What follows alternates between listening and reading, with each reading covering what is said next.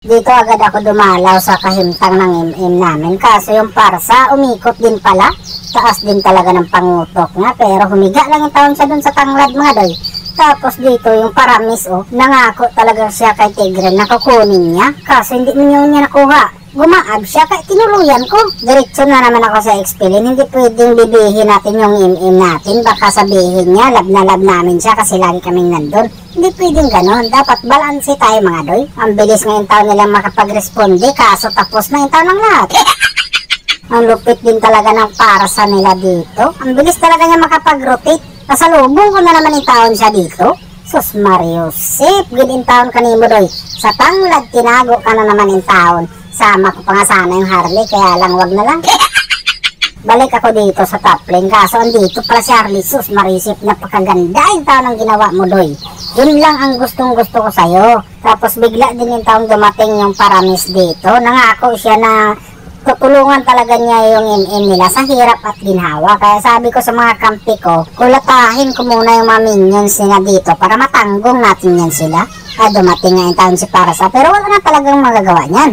Kaya sabi ko sa kanila, sudling ko yan, sure bull yan, walang pwedeng makaagaw dyan. Uy hala, nakurog man. Huli yung taon talaga akong dumating kasi galing talaga ako sa bakasyon mga doy.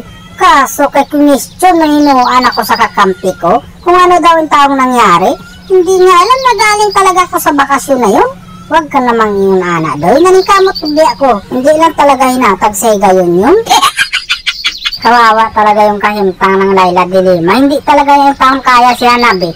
Kaya sige ginin taong sagpahuay. Nagmarcha lang naman sana ako dito. Kaso pinanidaan na pala yung taon ako ng Harley kalihukan ko. Asit naman dagoy ni siya. Sinabihan ko yung MM namin na tumabang ka dito. Doy kay gamay na lang yung taon din yung gawid sa kahimtam ko.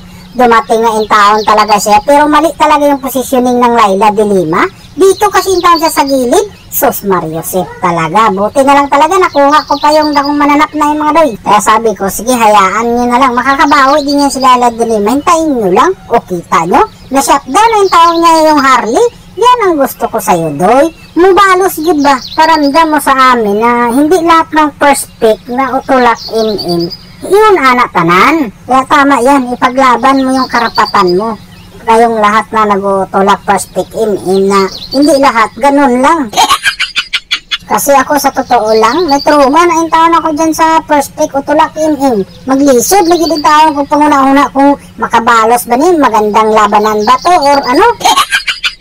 Pero dito, sabi ko sa sarili ko, kailangan na itong humanin kasi sa totoo lang ay wala pa rin talaga akong tiwala dyan sa tutulak first pick MM na yan eh. Buti na lang talaga naguba na yung dakong balaya nila. Kaya yung victory, narinig ko na naman talaga.